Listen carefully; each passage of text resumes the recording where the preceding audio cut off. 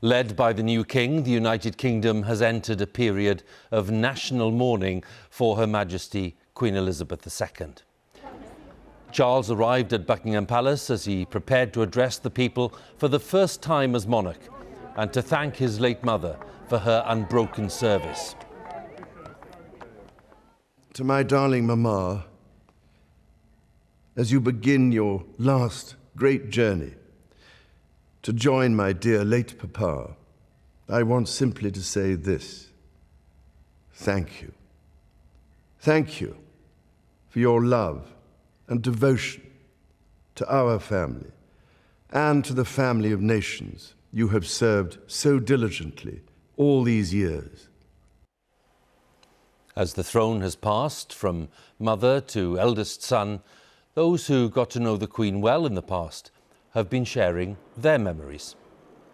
These were not meetings with a high and mighty monarch, but a conversation with a woman of experience and knowledge and immense wisdom. I was talking to someone with extraordinary knowledge, experience, history. So I used to look forward to it. And the new king has granted his first audience to the new Prime Minister. Liz Truss visited Buckingham Palace today.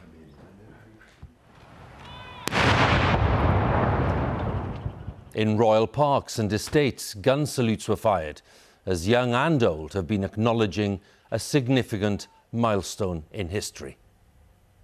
As a female leader, that she was queen for such a long time, I definitely think that as a girl she was a really big role model. She has gone after setting a matchless example, and sadly we shall never see the like of her again.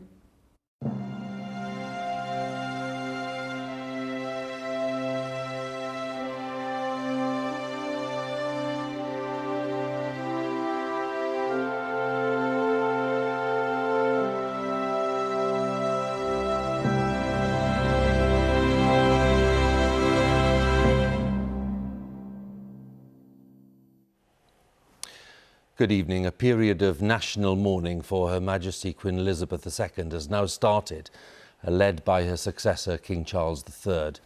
Earlier today, the new king arrived at Buckingham Palace after travelling from Balmoral in Scotland, where the Queen died yesterday at the age of 96. In his first address to the people as monarch, Charles fought to contain his emotion as he thanked his late mother for her decades of service. Earlier, the new king had stopped to greet the crowds at the palace gates as gun salutes were fired across the United Kingdom and bells were rung in memory of Her Majesty the Queen. And this evening there's been a service of thanksgiving at St Paul's Cathedral. And the king has given his first audience to the Prime Minister, Liz Truss. Our royal correspondent Nicholas Witchell reports now on the day's events. From Buckingham Palace, an address to the nation by Britain's new king. It began with a tribute to his mother, the late Queen Elizabeth.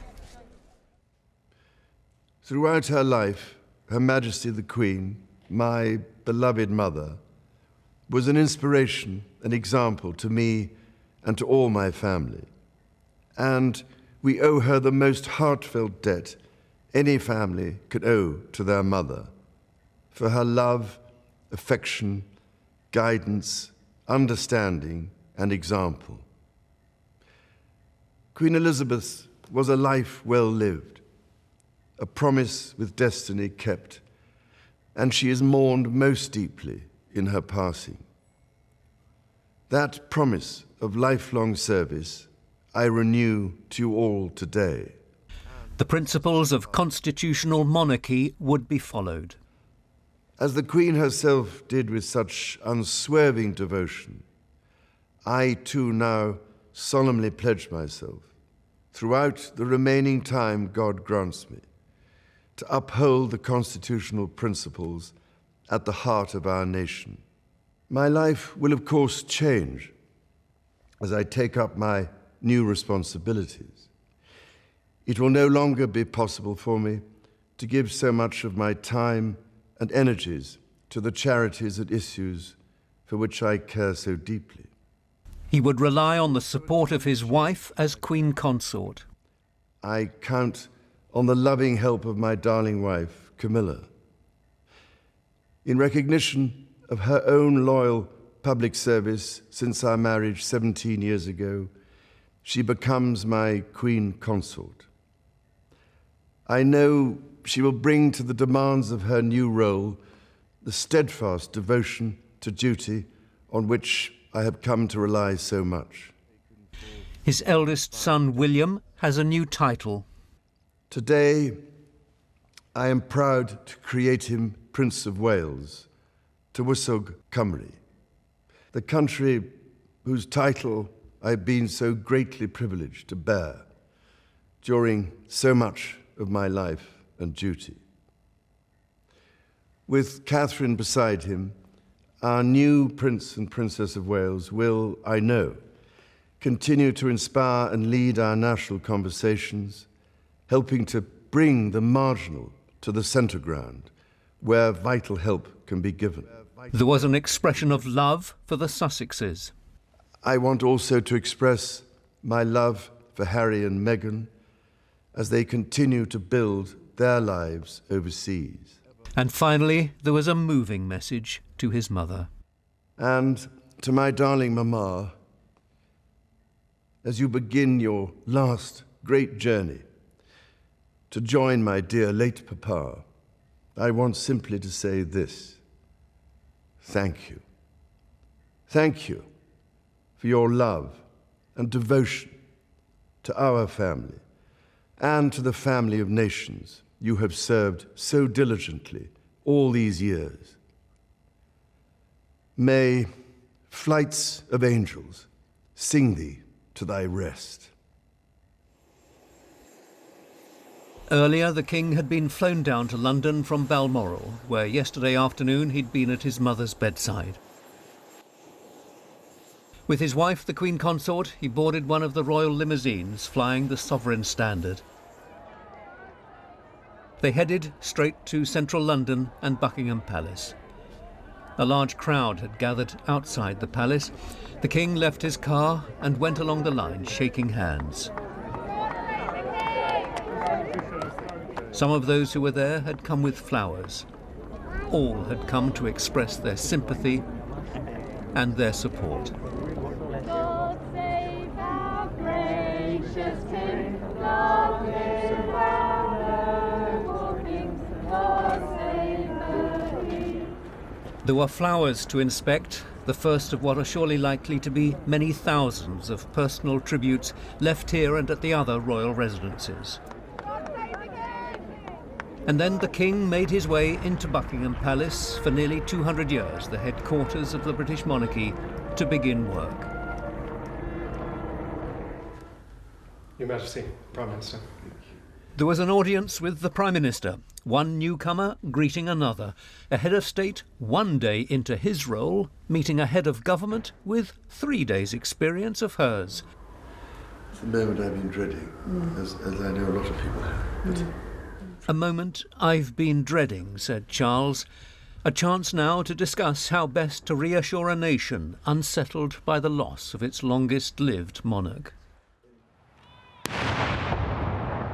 Gun salutes were sounded, 96 rounds, one for each year of Queen Elizabeth's life, fired in London and at Edinburgh Castle, Cardiff Castle, at Hillsborough Castle near Belfast, in Gibraltar and several other locations. The Queen's immediate family have been sharing reminiscences recorded for a BBC documentary. I mean, she was always there, and you know, I can talk to her about this, that, or the other, and that's always been something. I think that, well, it'll be very difficult not to have, if you know what I mean. Good evening, Mr. Bond. The Queen's participation in the spoof James Bond film shown at the opening of the London Olympics was recalled by the Earl of Wessex. I thought it was an extraordinary moment because it just showed that fantastic twinkle and sense of humour, and the fact that my mother kept that completely to herself and the team that were there and didn't tell anybody was just brilliant. Bells were rung at Westminster Abbey and at other churches across the country. And at St Paul's Cathedral this evening, a special service of prayer and reflection.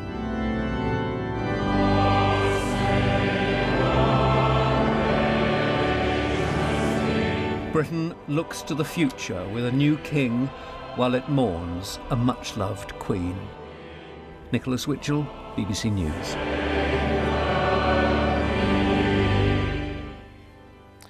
Well, the streets and the parks around Buckingham Palace have been lined with thousands of people waiting to greet the new monarch, while also showing their respect for the late Queen. There were people who travelled from all parts of the United Kingdom. There were visitors to London from some of the Commonwealth nations. They were all among the crowds gathering there at the gates of the palace. And the King and the Queen Consort spent some time talking to those waiting there. Our special correspondent Lucy Manning is at the palace tonight. Let's join her now. People came here today to mourn the Queen. They left having welcomed the King. The mood here changed through the day. It started off this morning contemplative, quiet, but then when the King arrived, surprising people coming out of his car, accepting condolences and flowers, it seemed to lift people's spirits, and it's clear from what he told the Prime Minister, it lifted his as well. It is a transition to a new era, both for the monarchy and the country, and it's clear that change started today. The Queen promised her whole life would be devoted to service. Now those she served wanted to show their devotion to her. I wish the new king well. Susan had watched the coronation as a child. First time I ever saw television. And what memories does she leave you? Just constancy. She's been there forever. What about the fact there will now be a king? Well, it will be king forever. God bless the king. Claire was surprised by how emotional she felt. I've never really thought of myself as an avid royalist, but I think she's made me feel quite differently about them.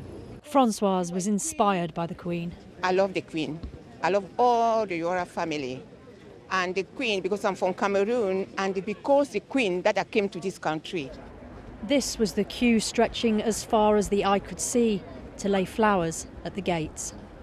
Ian had waited 4 hours. It's a very unique moment in history that people for the last 70 years have only known. The Queen's, it's polite, it's a British thing to just come down and pay your respect. This is what national unity looks like. What you hear from people is they just want to be here at this moment. Just as the Queen was always part of their lives, so they want to be part of this reflection on her death. There is a time for everything, a time to mourn, but as the new king arrived, there was a time to cheer. God save the king! The respect and affection shown to his mother was afforded to him. God save the king! Private grief, yet public duty. A first kiss for His Majesty on the first full day of his reign. So excited to see him. And he's coming, lovely smiling, we shake a hand. And I said to him, may I kiss you? He said, yeah. So I did. Lovely. Emotional moments for both the king and his people. It's a sad day, but it's a great day in the same time. God bless the Queen and the King. It's unbelievable. What a day. It's just heartbreaking for the Queen, but I can't believe I met the King, our future King. We wished him fond memories, and he said that's what it's all about. We wished him well for the future and happy reign. And wonderful to see him at this time when he's lost his mother, but he's assumed the role of monarch. There must be mixed emotions, and it was just wonderful. Queen Elizabeth was a life well lived. This evening the crowds gathered as the king promised lifelong service, just as his mother, the Queen, had done. He's been training from he was a little child, so he knows what he wants to do, and he knows he loves his mum so much. You know, when he said "mummy," that just hits us here. I was expecting something, I think, fairly formal and pompous, and it was anything but. It was warm, it was personal, it was heartfelt. He promised to serve with loyalty, respect and love. It seems the people have similar feelings towards their new monarch. Lucy Manning, BBC News, Buckingham Palace. As we know, and we saw there, the new king addressed the nation for the first time as monarch this evening. He did take full advantage of the opportunity to share his thoughts on the loss of his mother, the Queen. Indeed, at times, he clearly fought to contain his emotion. And he also pledged to be of lifelong service to the nation, as his late mother had done when she was a young woman. The King's address has already been watched by many millions, and our correspondent Danny Savage has been gauging some of the response. We saw that abiding love of tradition. In living rooms across the land this evening, people were watching the new king, like here in Holmfirth in West Yorkshire.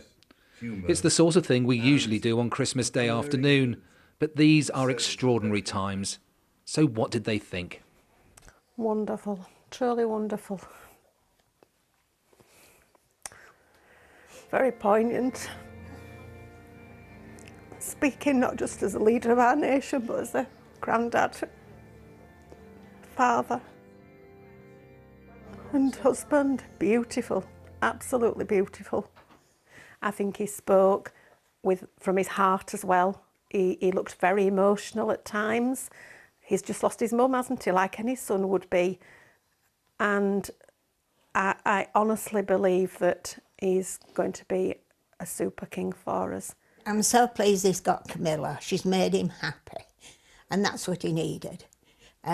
She'll be good, she'll support him, and I don't think we've anything to worry about. In this Edinburgh bar, everyone stopped to watch. Pubs don't fall silent very often.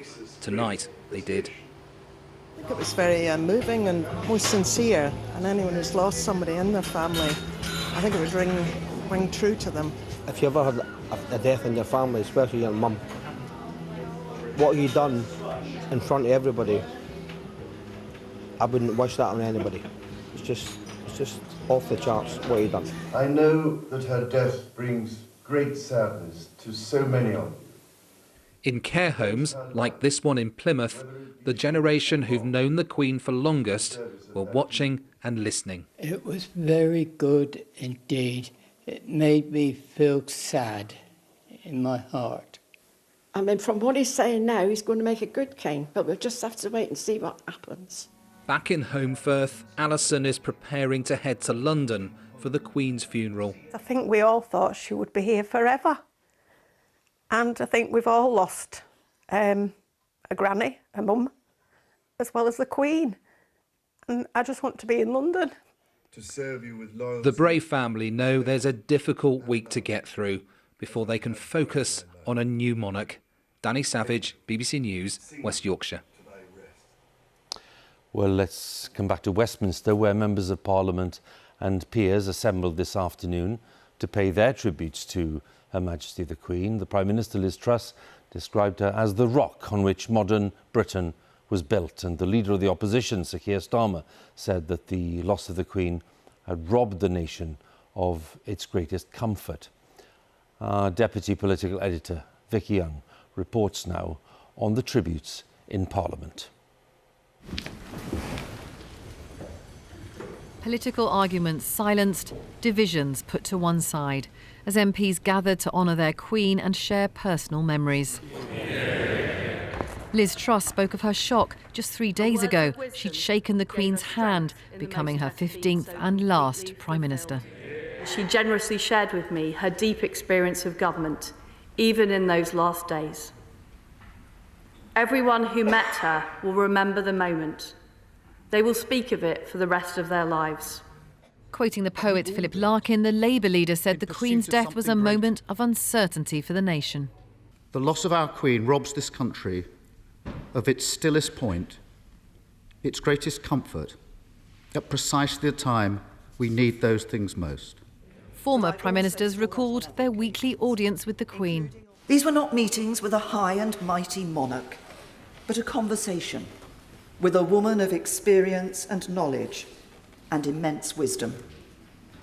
They were also the one meeting I went to, which I knew would not be briefed out to the media. Only 3 days ago, when she saw off her 14th Prime Minister and welcomed her 15th, and I can tell you, in that audience, she was as radiant and as knowledgeable and as fascinated by politics as ever I can remember, and as wise in her advice as anyone I know, if not wiser.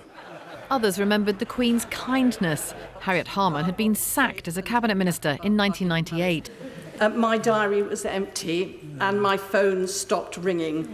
My office was astonished to get a call from Buckingham Palace.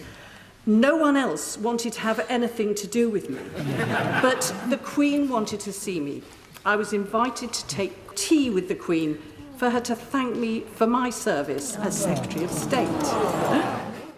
When Tony Blair won his landslide victory, the Queen reminded him that Winston Churchill had been her first Prime Minister. I was talking to someone with extraordinary knowledge, experience, history. So I used to look forward to it. The relationship between monarch and Prime Minister is precious and unique. Liz Truss will fulfil her new role alongside a new king. Vicky Young, BBC News, Westminster. Well, reflections on the Queen's long reign and the way that it has shaped modern Britain have produced some remarkable facts and figures over the past 24 hours.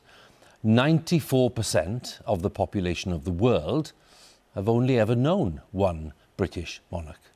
And according to a YouGov study, 31% of the population of the UK say that they have either seen or met the Queen in real life. And throughout her reign of 70 years, Her Majesty dealt with 15 Prime Ministers, 14 US Presidents, and no fewer than 7 Popes.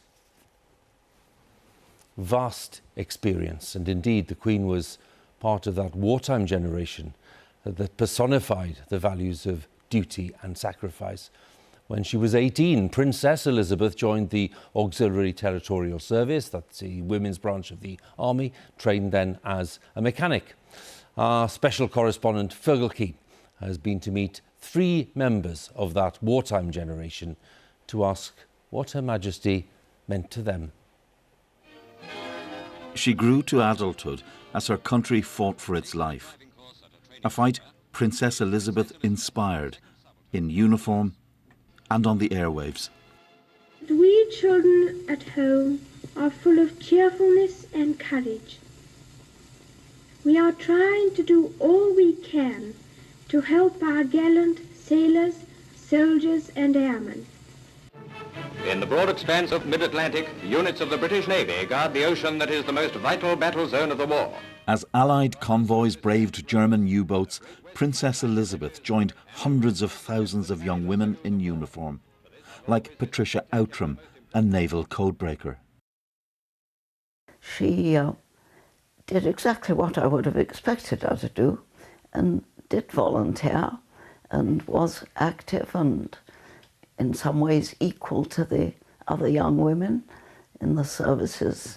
So I think we grew up very much with the idea that you participate. You don't sort of watch from the sidelines. You have a responsibility to defend your country. But this is also the story of a vision, of a country that represented a civilized sanctuary for survivors of the Nazi genocide. I thought it was the best choice of my life. I literally thought I arrived in heaven when I first came to England. For Auschwitz survivor Ivor Pearl, 13 when he came, the princess symbolised hope. Am I right in saying that she represented safety to you? Very much so. Safety, security, and love, and especially I was as I 13 years old, lost everything. So I just thought that it was like a substitute parent. The struggle for the survival of a free, united kingdom saw young men risk their lives day after day in bombing raids over Germany.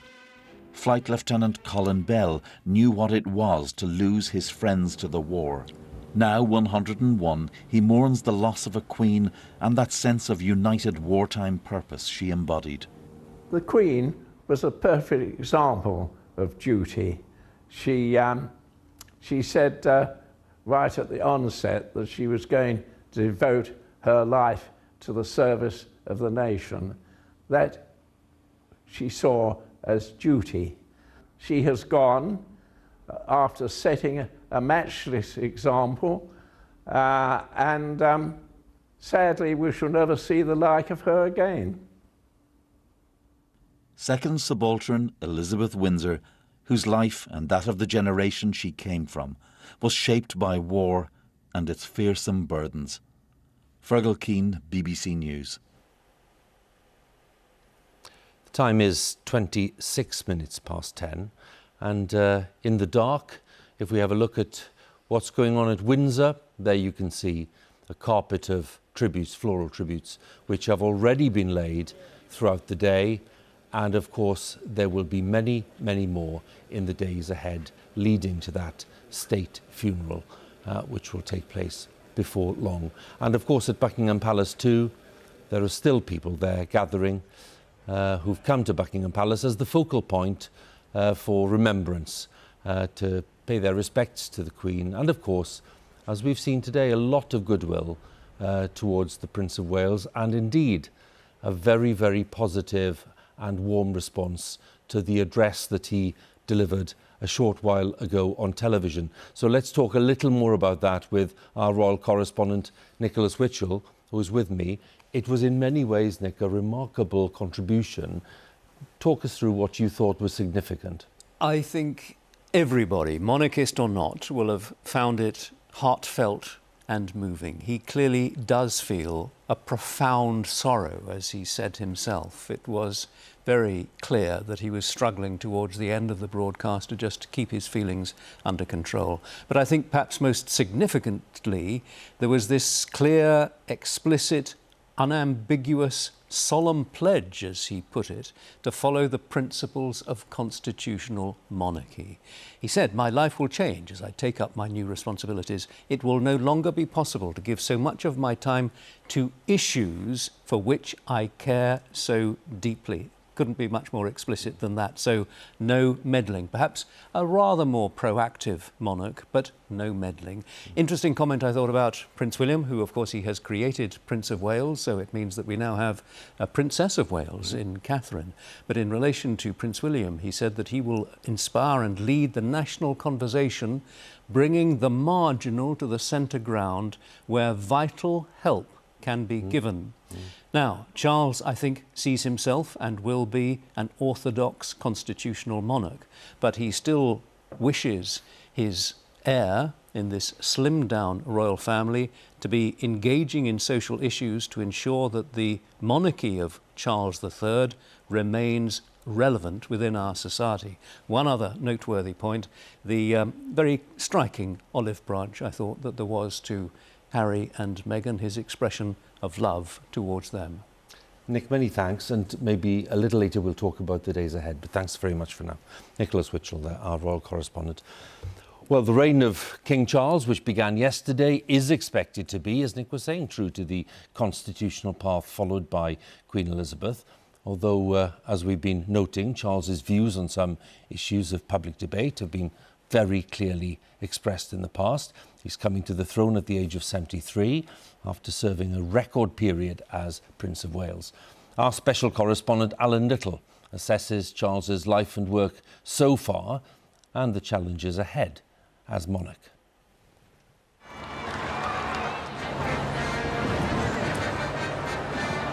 It has been a long journey to the throne. At an age when most of us have retired, he assumes the role for which he has been preparing for much of his life. Her Royal Highness, the Princess Elizabeth, Duchess of Edinburgh, was safely delivered of a prince at 9:14 p.m. That journey began in 1948 when the country was recovering from a devastating war. The monarchy had come to symbolise the nation's wartime sacrifice and resilience. Will you, to the utmost of your power, maintain in the United Kingdom? He was just 4 when he saw his mother crowned, too young to understand what it would mean for his own destiny. It was by no means an entirely happy childhood. Royal duties meant that his parents were often away on long foreign tours. After one of them, it was a rather sad-looking Charles who waited on the platform to welcome his mother home. The prince leads the way in real commando style. He was the first heir to the throne to be educated in a school. Even as a child, he was living his life in the public eye. His time at Gordonston was a torment. He was shy and sensitive and suffered periods of bullying. And faith and truth I will bear unto thee. He was invested as Prince of Wales at 21. He joined the RAF, learned to fly, and commanded a coastal mine hunter in the Royal Navy. Here is the stuff of which fairy tales are made. When he married Lady Diana Spencer in 1981, it seemed the perfect match. The couple's sons were born in the early years of the marriage, but it soon became clear that their relationship was foundering. It ended in divorce and an admission of adultery. Did you try to be faithful and honourable to your wife when you took on the vow of marriage? Yes, absolutely. And you were? Yes. Until it became irretrievably broken down. Us both having tried. What the public did not know was that when he married Diana, he had already met the woman who would become the love of his life, Camilla Shand. But he had hesitated, and she had married the cavalry officer Andrew Parker Bowles. The wave of public grief that followed Diana's death in 1997 provoked a backlash that shook the royal family's reputation. But in just 8 years, he steered public opinion toward acceptance of Camilla, whom he married in 2005. As Prince of Wales, he led a life of public advocacy, expressing opinions and promoting causes that were close to his heart, particularly the environment and climate change. I should be able to say that I attended a few seminars and made a few speeches, got into a spot of trouble and controversy occasionally, was accused of being a crank of various sorts, but can't claim to have done much more. What about all of you, ladies and gentlemen? What are you going to say to your grandchildren? His outspokenness drew criticism that he was undermining the monarchy's constitutional duty to political neutrality. The Queen reigned for so long that she came to embody a certain conception of Britain itself. We looked at her and saw a set of values that lay at the heart of what it meant to be British. And yet we knew almost nothing about her own views on the great issues of the day. We know a lot about where the new king stands. For 50 years, he was an activist Prince of Wales. As monarch, he'll have to step away from that. People have expressed worries about whether this involvement will continue in the same way. No, it won't. I'm not that stupid. I do realise that it is a separate exercise being sovereign. But there is a counter-argument that it's his engagement with the most pressing issues of our day that will place his reign at the heart of national life, renewing and reinvigorating the monarchy.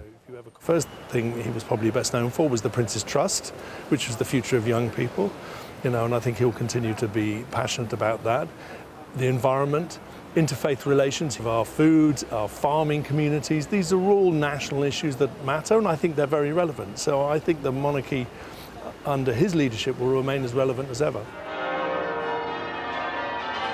The King's immediate challenge is to unite his family and the nation through this period of mourning. A big cheer for the Lancaster and the Spitfires and the Hurricanes.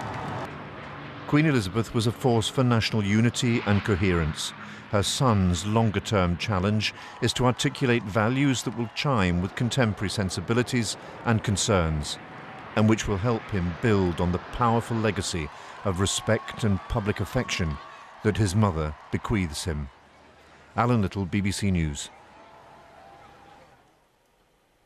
We mentioned the fact that there are lots of important events, key events expected over the next 10 days. So let's just give you some idea, because tomorrow morning at 10 o'clock, the Accession Council, which includes senior government figures and Privy Councillors will meet at St James's Palace, and that is for the formal proclamation of Charles as King.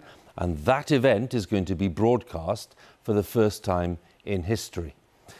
Now, the Queen's coffin is expected to leave Balmoral on Sunday to be taken to the Palace of Holyrood House, which is in Edinburgh. It will be taken then in a formal procession along the Royal Mile to St Giles Cathedral for a service attended by members of the royal family, and the Queen's body will remain at St Giles for a period of lying at rest. And then the coffin will be flown down to London, will be taken initially to Buckingham Palace and then on to the Palace of Westminster. And it is there, in the ancient space of Westminster Hall, that the Queen's body will lie in state, with members of the public having the opportunity to pay their respects. And the conclusion of these sombre events will be the state funeral in around 10 days' time at Westminster Abbey, after which the Queen will be laid to rest at St George's Chapel, Windsor. So let's discuss some of those events. We'll go to St James's Palace and talk to our diplomatic correspondent there, James Landale. Can we talk about tomorrow's events first, James, and what people can expect then? Well, Huw, as we know, the King became King automatically the moment the Queen died. But tomorrow is the moment when, if you like, all the constitutional niceties and paperwork are carried out to affirm that moment. So around 200 of the country's most senior ministers, officials, holders of great office of state will meet here at St James's Palace. They'll agree various details. They'll then be joined by the King. He will agree various orders in council to allow for the continuation of government.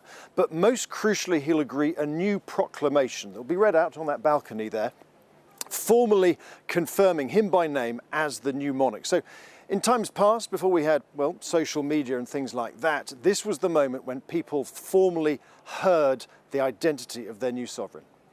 And as we've heard today, and the King actually referred to this in the address, James, some people, of course, being accorded new titles, new arrangements being made. Tell us a little more about that.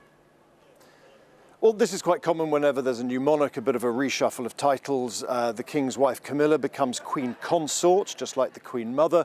As we heard, Prince William, he gets a new dukedom, but also, as we heard, he's also been made Prince of Wales, and that means that his wife, Catherine, becomes Princess of Wales, a title, of course, last used by William's mother, Diana.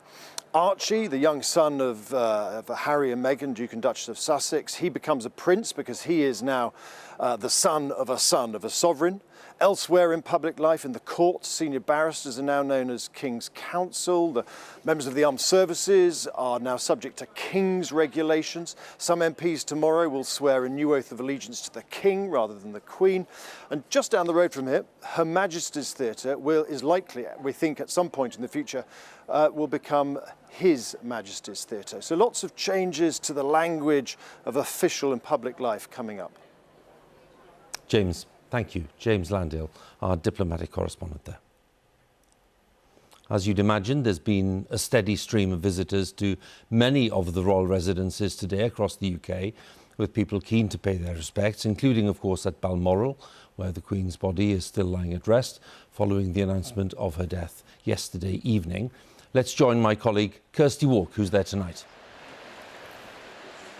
Well, Huw, here outside the gates, under the trees at Balmoral, people have been coming since early morning. They've been moving very quietly, and there are hundreds, indeed, in their thousands. All day they've been coming across the bridge over the River Dee to pay their respects and leave tokens and flowers for Queen, for whom they have deep, deep affection. In fact, some of them came with their dogs, young and old, and in fact, tonight, now, people are still coming by the light of their iPhones to leave flowers. They didn't stay long, but you really get the sense here that people have come here because they want to be close to her. And indeed, it is fitting that the Queen spent her last days here in the place that she has loved since she was a little girl. And in fact, the whole area means a great deal to the royal family. And indeed, the Queen and Prince Philip used to stroll through the nearby village of Ballater, looking just like everyday people. And indeed, that's what we hear from our Scotland editor, James Cook. The Queen's affection for Scotland was, in her own words, deep and abiding. And from the earliest days of her reign, Balmoral Castle was her sanctuary. Life on Royal Deeside was as close to normal as her crown allowed. Morning. Here, in 1969, she's using her own money to buy Prince Edward an ice cream. How much is it? But it was ridiculous, please. This is all I got.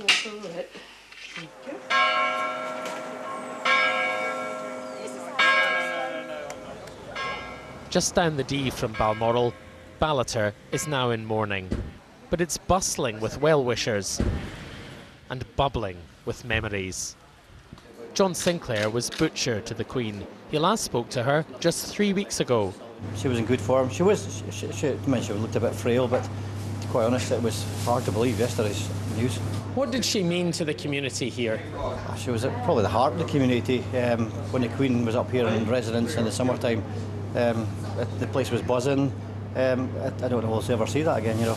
She could live here a relatively normal life, couldn't she? And people knew that and allowed her to do so. Without a doubt. I mean, if the Queen arrived in the village, there was a buzz about all the Queens in the village, but nobody bothered her. Another local highlight was the annual Gillies Ball and a chance for a royal dance. Nervous as I was, everybody there got to dance with the Queen effectively, a Scottish country dance, so you only really held her hand for a little while. Nevertheless, you got to hold the Queen's hand. She was fantastic at her job, and to be working for all those years, she's been a wonderful example.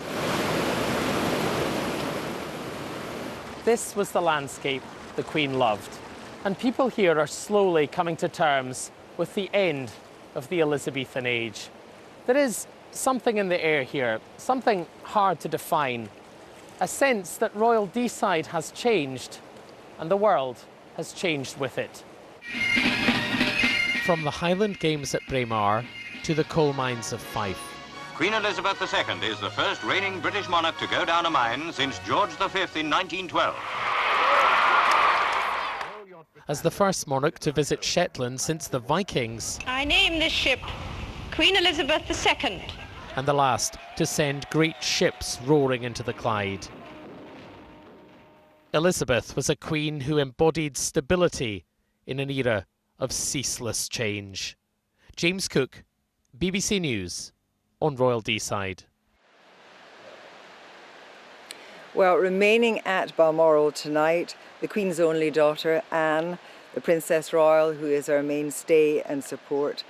Also, Sophie, Countess of Wessex, her husband, Prince Edward, and also Prince Andrew are here. All the grandchildren are here except for Prince William and Prince Harry.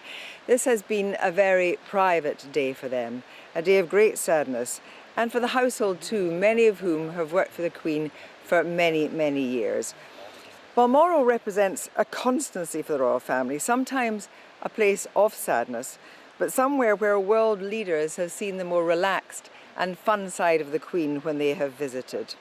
The Queen remains here until Sunday, and then it is expected she'll be taken to lie in state in Edinburgh, the capital where, at the opening of the Scottish Parliament, she was called the Queen of Scots. Kirsty, thank you once again. Kirsty Wark there for us in Balmoral. Well, the Queen was on record as saying that one of the darkest moments of her reign was the disaster at Aberfan in South Wales in 1966, when a coal tip collapsed onto Pantglas School, claiming the lives of 116 children and 28 adults. And she was deeply moved by her visit to meet the families affected, and said later that her only regret was having waited some days before making the journey there. Our correspondent Hywel Griffith has been to meet some of the survivors and to see how Aberfan still remembers. OK guys, so this morning you've all decided that you'd like to make a remembrance book. Learning to live through a moment in history. Here in Aberfan, the Queen's death has felt like losing someone who's become part of their story. I was shocked at how it hit me, that I didn't think I'd feel as shocked as I did, but I think we've had such, you know, links with the Queen. She's had an overarching impact, especially on the community within Aberfan, that, yeah, I did shed a tear. In 1966, the collapse of a colliery tip in Aberfan claimed the lives of 116 children and 28 adults, a man-made disaster reported around the world. 8 days later, the Queen came to meet grieving families. Her initial hesitation was criticised and is said to have been one of her greatest regrets. But she made a promise to return that was fulfilled over and over again. She's seen us flourish through the years. She's seen the generations grow through the years. Jeff and Gaynor were both survivors who, over the course of 4 royal visits, got to tell their story to the Queen. I was quite upset last night when I first heard, and having had that close relationship with her over many years. It really means something to you? It was really cutting, really, yes. She pledged in 1966 to keep that community link going, and she honoured that. She honoured that 4 times coming to Aberfan. Her last visit was a decade ago when she opened the new community school, but the ties remained strong. Just a few weeks ago, the school received a letter from Balmoral thanking the pupils for their Jubilee celebrations. They too feel the impact of this change. I felt shocked and upset because she's been our Queen for 70 years and it's just a bit weird, and felt that stomach feeling and when she's passed away. So the changes will be very big because like the currency will change. It's like the pictures on the pound coins will change. Instead of Elizabeth, it'll be King Charles. But for now, their focus is on remembering a relationship between a queen and a community that endured to the end. Hywel Griffith, BBC News, Aberfan. When the Queen came to the throne in 1952, Britain's role in the world was changing rapidly. Former colonies were gaining independence as the British Empire evolved into the Commonwealth, and the 7 decades of the Queen's reign saw even greater change after that. In a moment, we'll hear from Yogita Limaye in Delhi and Tawfik in Jamaica. First, Anne Soy reports from Kenya, the country that Princess Elizabeth was visiting when she received news of her father's death and her accession at the age of 25. The royal visitors stepped off into the hot sunshine of Nairobi. February 1952. The then Princess Elizabeth came to Kenya to represent her ailing father. Unknown to her, it was here that she would become queen after his unexpected death. And from her car, the princess took many feet of film with her cine camera. It was a tour of duty, but she and her husband took time to also enjoy the colony's vast wildlife. They stayed at a secluded tree house that once stood here. One of the hunters who had accompanied her said that for the first time in the history of the world, a young girl climbed into a tree one day a princess and climbed down from the tree the next day a queen. She took the reins at a time of great change in Africa. Colonies gained independence and became republics. As head of the Commonwealth, the Queen reached out and helped bring them into the fold. She made bold moves. Here, seen dancing with a black man for the first time, Ghana's President Nkrumah. It stirred controversy in Britain, but she proved to be a leader ahead of her time. Now, King Charles will lead the Commonwealth. African nations with no historic links to the UK are choosing to join. But this is a continent that's changing fast, and preserving his mother's legacy will not be without its challenges. A royal welcome on the first of 3 visits to India. In 1961, the Queen was in the early years of her reign. I am indeed grateful to the citizens of Delhi. And India was a young republic still enamoured by the empire. Crowds gathered everywhere she went. As India turned 50, Queen Elizabeth sought to address some of the dark chapters of colonial history. At this public park, unarmed Indians were shot dead by British soldiers a century ago. The royal couple paid tributes, but stopped short of an apology. 75 years since independence, India is trying to move away from its past, and its links with the British royal family have become less significant. It's a complicated relationship because of the nature of colonial rule. But what we've seen here today is most people looking beyond the institution that the Queen represented to the person she was. And a deep sense of respect has been reflected in the tributes. Nice to see you again. Great to see you again. Indian Prime Minister Modi recalled his meetings with her. She personified dignity and decency in public life, he wrote. A day of mourning will be held on Sunday. A warm welcome to Her Majesty the Queen and the Duke of Edinburgh. A young Queen Elizabeth in Jamaica on her first royal visit. Back in 1953, crowds were eager to catch a glimpse of the new monarch. The Queen, it said, had a deep affection for the island and would go on to visit a further 5 times. Reflecting on her life and service, officials here called her a portrait of dignity. Jamaica is observing a period of mourning and flags are flying at half-mast. But there is a generational divide. While some older Jamaicans have shed a tear and expressed sadness, others, especially the youth, don't feel that same close connection.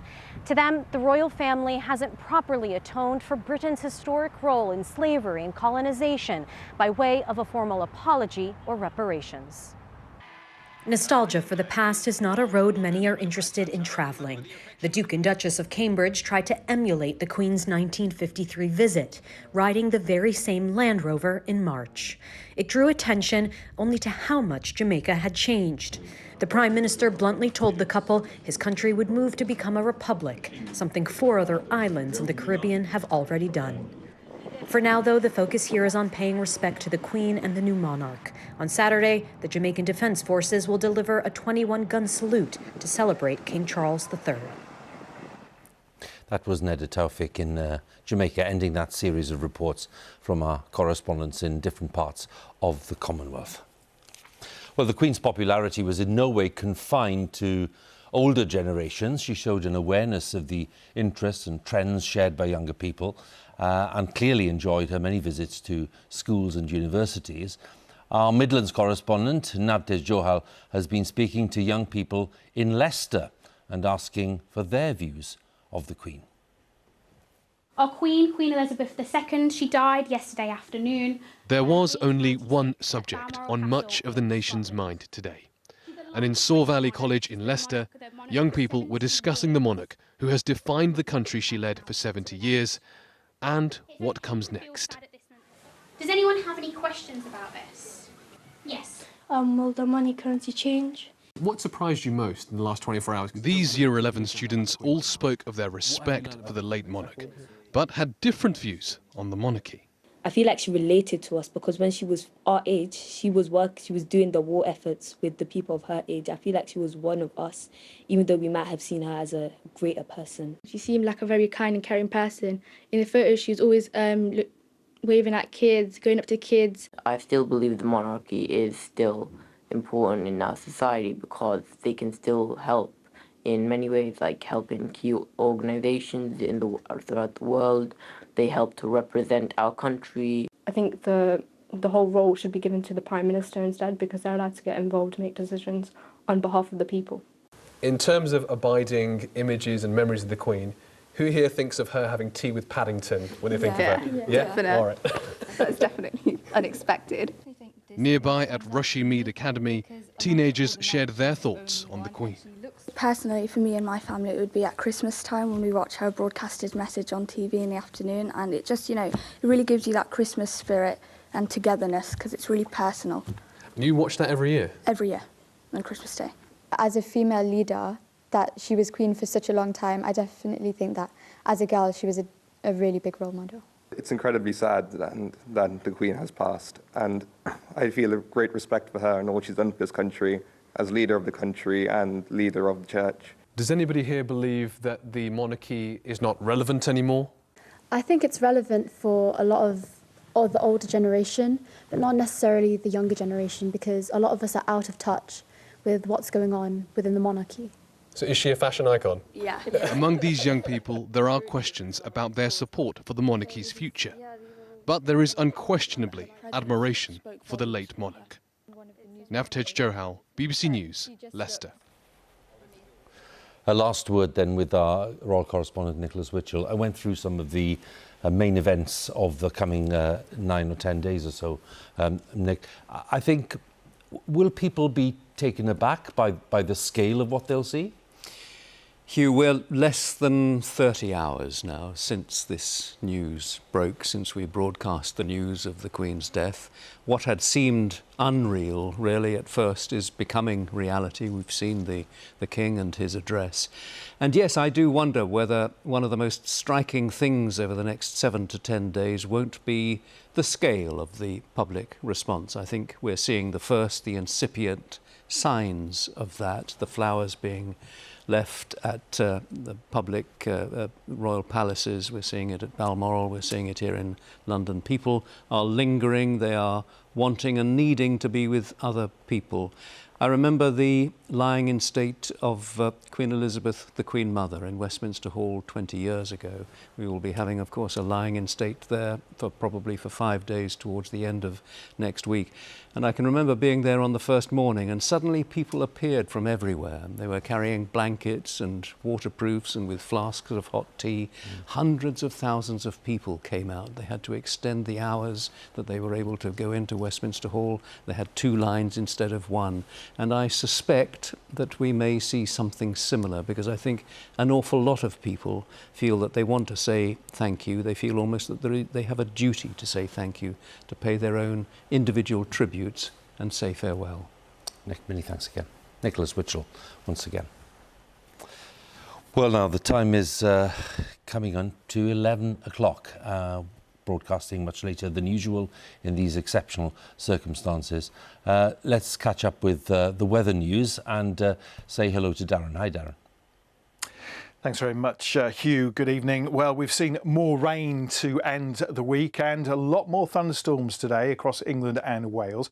But as we head into the weekend, we should see weather a bit more like this. It's going to be turning drier and there'll be some spells of sunshine as well. The reason it's been so wet all week is an area of low pressure that's been rushing eastwards, running eastwards. It's taking away all the thunderstorms at the moment. There's still some cloud, though, coming in off the North Sea into southeast Scotland and northern England. But with clearer skies in Northern Ireland and other parts of Scotland, tomorrow morning will start off quite chilly.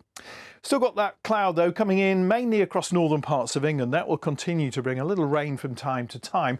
Other parts of England and into Wales will see some sunshine, but there'll be a scattering of lighter showers, mainly for eastern parts of England, and Scotland and Northern Ireland should enjoy more in the way of sunshine.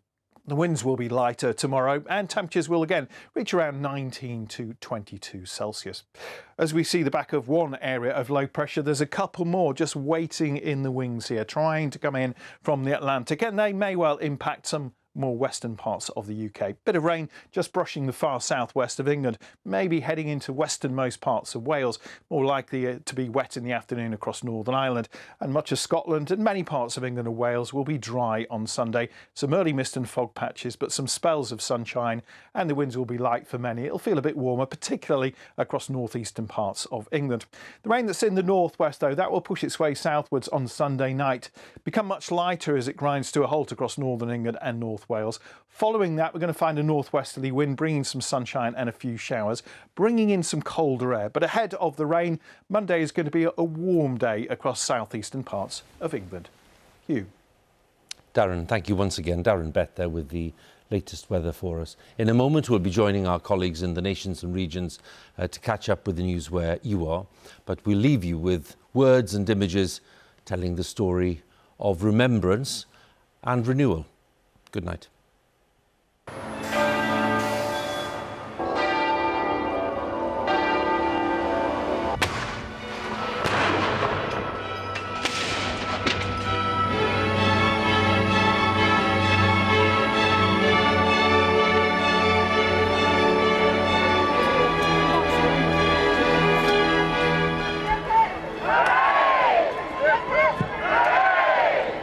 Today, there are countless people in this country and around the world who have experienced the same sudden access of unexpected emotion. I think she means everything, doesn't she, to the world. She was everything, wasn't she? She's just an incredible lady, and it's just incredibly sad.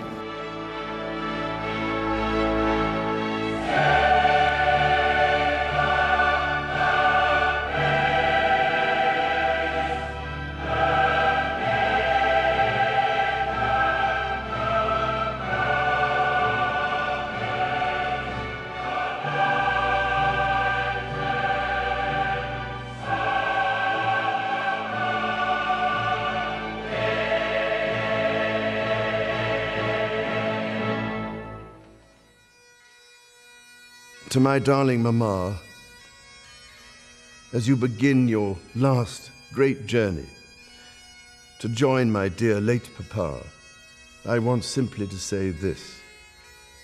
Thank you. Thank you for your love and devotion to our family and to the family of nations you have served so diligently all these years. May flights of angels sing thee to thy rest.